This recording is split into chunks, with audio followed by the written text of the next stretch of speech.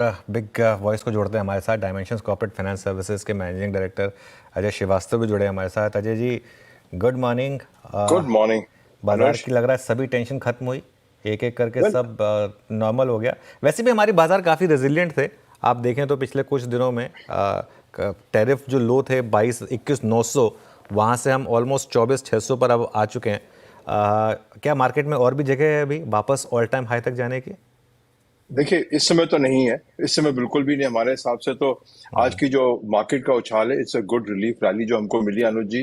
Because इसके अंदर में जो आज जो डेवलपमेंट्स हुए हैं पिछले 1-10 दिनों के अंदर में, उसमें अब दो तीन चीजें बहुत इंपॉर्टेंट आती हैं। एक है कि इंडिया का डिफेंस बजट बढ़ के रहेगा, उसमें कोई दो राय नहीं है कि उनको एलोकेशन बढ़ानी पड़ेगी। बिकॉज काफी चीजें अच्छी हुई हैं, काफी वीकनेसेस भी हुई हैं, और उसको सपोर्ट करने के लिए अब रैशनल भी है कि इंडिया का बजट बढ़ेगा। तो चाहे कैपेक्स कम होगा, चाहे सेस लगेगा, कुछ ना कुछ तो होगा इस मार्केट में, अगर गवर्नमेंट को एक मेजर पुश देना है डिफेंस को। उसको देखते हुए कि जो हमारी एक्सपेक्टेशन की गवर्नमेंट की स्पेंडिंग बढ़ेगी या कैपेक्स बजट बढ़ेगा या प्राइवेट सेक्टर कैपेक्स बढ़ेगा, उसमें इस समय तो मुश्किल है। अब चाहे होटल ले लीजिए, रेजिडेंशियल ले लीजिए, एविएशन ले लीजिए, जितनी भी आपकी आज की तारीख में प्रॉब्लम्स आई हैं, ये पिछले डिसलोकेशन हुई है, उसका इम्पैक्ट फाइनेंशियल्स पे आएगा। यस, आज रिलीफ रैली है, यस शॉर्ट कवरिंग काफी हुई होगी आज और हो रही होगी लगातार, बट फंडामेंटली जो लॉसेस जो इंडस्ट्रीज ने बुक किए हैं पिछले 10-15 दिनों में और जो भी चलते रहेंगे, उसको तो आपको लिखना ही पड़ेगा अपने एनालिसिस में कि ये जो अप्रैल मई जून का क्वार्टर है, इसके अंदर में चाहे होटल ले लीजिए, चाहे एविएशन ले लीजिए, चाहे टूरिज्म ले लीजिए, जो भी इंडस्ट्री लीजिएंगे आप, उसके अंदर में डेफिनेटली नेगेटिव इम्पैक्ट आएगा। तो यूफोरिया बहुत है, शॉर्ट कवरिंग बहुत है, बट टेम्पर करके चलिए कि जो हमारी डिमांड लॉस और जो एक्सपेक्टेड हमारे हिसाब से डिफेंस बजट इंक्रीज है देखते हुए, आप अपना आज की तारीख में तो खरीदारी को टेम्पर ही रखिए। अगर आपको कुछ अच्छा निकलने को मिलता है, वहां से निकल सकते हैं। जुड़ने का, इसमें ऐड करने का मेरे हिसाब से कोई आज रैशनल नहीं है, क्योंकि रिलीफ रैली को आप यूज करिए, नॉट कि ऐड करिए।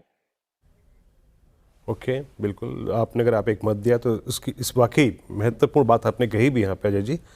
तो ऐसे में ये अक्रॉस द सेक्टर्स देखा जाएगा या फिर आप ग्लोबली लिंक्ड स्टॉक्स में थोड़ा सा कंफर्ट खोजते हैं, फॉर इंस्टेंस मेटल्स या फिर केमिकल्स या फिर आईटी, या ये मत पूरे सभी सेक्टर्स के लिए है अजय जी आपका? देखिए ये अक्रॉस द बोर्ड है, बिकॉज आपने देखा होगा जब कंजम्पशन गिरती है या मार्केट में जो करेक्शन आती है, तो हार्डली कोई सेक्टर उसमें रहता है। तो और ये काफी आपने देखा जैसे आईटी की एम्प्लॉयमेंट कम हुई है, तो उसका भी इम्पैक्ट आएगा कंज्यूमर ड्यूरेबल्स पे, कंज्यूमर स्पेंडिंग में, और नजर आ रहा है क्लियरली। अगर होटल इंडस्ट्री में वीकनेस आएगी, तो होटल इंडस्ट्री तो मास एम्प्लॉयमेंट है, कंजम्पशन करती है, फ्रूट्स एंड वेजिटेबल्स खरीदती है रोज, उसमें भी कमजोरी आएगी।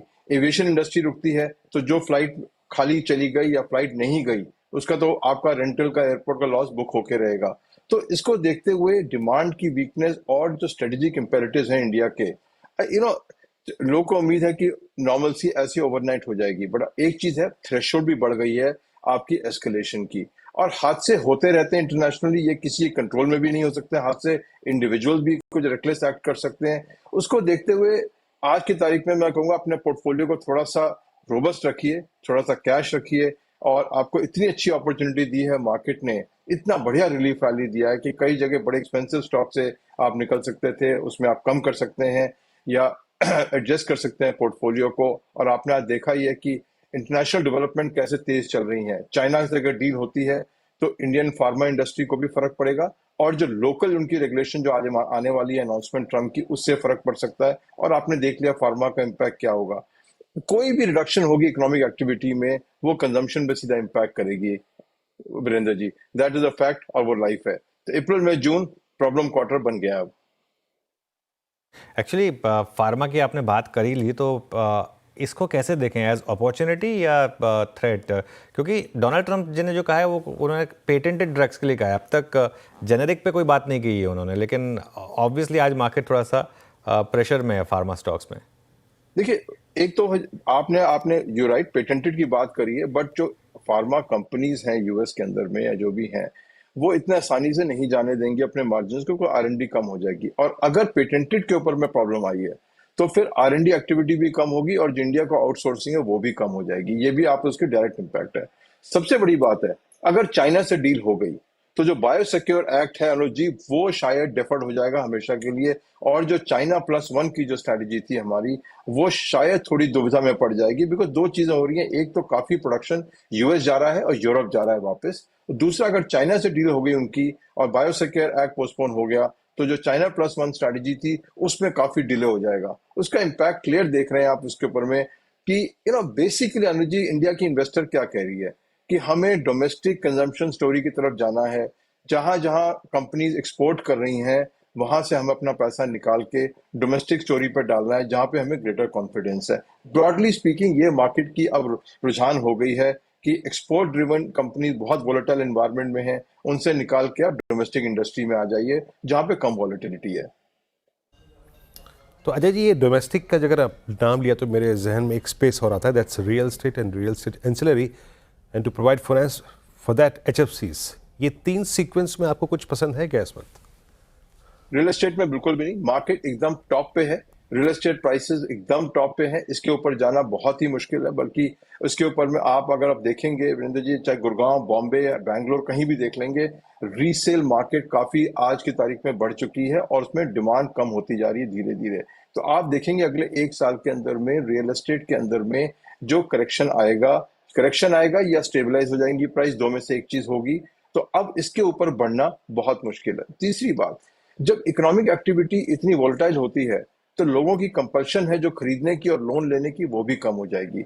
और आप ये देखेंगे इस साल के अंदर में कि अगर आपको अनसर्टेनिटी आप फार्मा में हैं या टेक्नोलॉजी में काम करते हैं, होटल में काम करते हैं, एविएशन में काम करते हैं, आप अपना वो कमिटमेंट जो लॉन्ग टर्म कमिटमेंट है मकान का, थोड़ा सा रुकेंगे टू सेइंग यार एक बार देख तो लें कि हमारी एम्प्लॉयमेंट की क्या प्रोस्पेक्ट है, हमारी जॉब की क्या प्रोस्पेक्ट है, before we commit.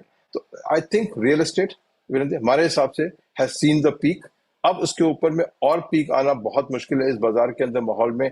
Interest rate कम हो रहे हैं, उससे डिमांड बढ़ सकती है, बट वो है मिडिल सेगमेंट की।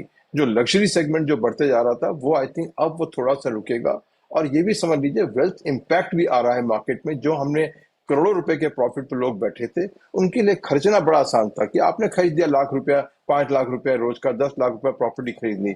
अब जो मार्केट रिटर्न्स नीचे आ गई हैं, उससे आपकी वेल्थ भी नीचे आ गई है, आपकी मेंटालिटी भी आ गई है कंजर्वेशन की। लास्ट ईयर मेंटालिटी थी स्पेंड, आज की मेंटालिटी है कंजर्व। और जब कंजर्व होती है तो आप फिर कंजर्व करते हैं, फिर सेविंग की तरफ जाते हैं या उन इंस्ट्रूमेंट की तरफ। तो मेरे हिसाब से ये साल डिफिकल्ट रहेगा, बिकॉज वेल्थ इम्पैक्ट लोगों का फर्क, उनकी मेंटालिटी पे फर्क करेगा कि यार कमिट करें बड़े खर्चे को, नहीं करें या अभी रुक जाएं।